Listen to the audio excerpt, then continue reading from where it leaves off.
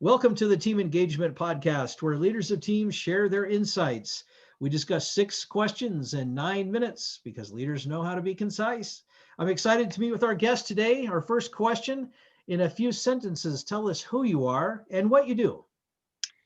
Hi, Sean. My name is John Thompson. I'm the Global Head of Advanced Analytics and Artificial Intelligence at CSL Behring, which is a $10 billion biopharmaceutical company. I've been doing advanced analytics for 37 years now. Wow. So analytics and AI, that's an exciting field these days. It really is. It really is. That's fantastic. Question number 2, what's the best thing about working with a team? You know, one of the best things about working with a team of data scientists is that they're exceedingly intelligent, they're really curious, and they go at problems with a verve like you've never seen before. So it's really exciting to, frame up a problem, give it to a team of data scientists and sit back and just watch them tear it apart. So it's a sight to behold. I love the verve and the vigor at which they go at their jobs. And I like you used a particular word that I have really enjoyed thinking and kind of considering, and that's curiosity. Scientists are typically very curious people, and I like that concept a lot about learning to be more curious. So that's great. Question number 3, I hear from other leaders of teams that it can be a challenge to get team members engaged. Tell me your thoughts. That's true. And now that we're in the middle of the COVID pandemic, it's even a little bit more challenging. I've heard a lot of leaders, lament the fact that their teams aren't coming together, that they're working from home, everybody's remote. Some people have actually moved, they say, hey, we're not going back in, I'm moving. For a team like a data science team, it's really intriguing because most people know that data scientists tend to be introverted. Therefore, this is, something that the data scientists prefer.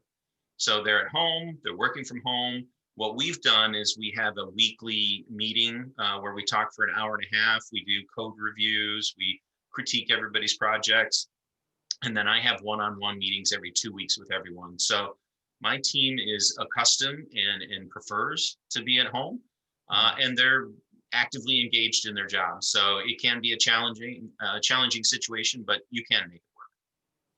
That's a great perspective, and I like how you've strategized through this and said, okay, well, we need to have a weekly meeting and let's have some one-on-ones, and that helps keep everybody engaged. Great ideas. Question number 4, what other piece of advice do you have for leaders of teams? I really have been watching very closely the mental health of my team members as we've gone through this interesting time. And you have to understand when to stomp on the gas and really make things go and to back off and give people a little bit more breathing room. My one-on-ones as of late, previously they were all about, hey, how's your project going? Are you on time? Are you doing what you need to do? Did you get that vendor, back in line? Those kind of things. This last 3 weeks, I've been talking about daughters and dogs and car rehab and Thanksgiving and things like that. So I encourage everyone to spend a little bit more time on the human element of your managerial duties. It seems to be paying dividends for me. That is really good advice. I appreciate that because we do sometimes get a little bit caught up in the bottom line perspective, the profitability and getting work done. But there is a human side to every person. And so I applaud you for doing that. So that's a great suggestion. Great idea for all the listeners and viewers to make sure that you consider the human side of it. Question number 5, what other successful leaders of teams would you like to recognize that have had a positive influence in your life? I've always been a big fan of Michael Dell. I met Michael about 15 years ago at a conference. He turned out to be just a wonderful individual, really personable, conversational, engaging. Later, a few years later, I ended up working at Dell with Michael, running a business unit there. I've always been a big fan of his leadership, his strategic thinking. Just really like him a lot. And then one other fellow that I really enjoy is a guy named John Swainson. John was actually at IBM for about 35 years, then ran a company called CA, and then actually ran the division that I was part of at Dell. So Michael Dell and John Swainson are at the top of my list. Great names. Thank you for recognizing them. Last question. Tell us about your first job. It's funny. I forgot. I didn't look at the questions, and it's just one of those things. It's Yeah. my dad had an auto repair shop, and I started working there when I was 5 years old. So my first job was sweeping up the shop, but shortly after that, my job was to rebuild carburetors.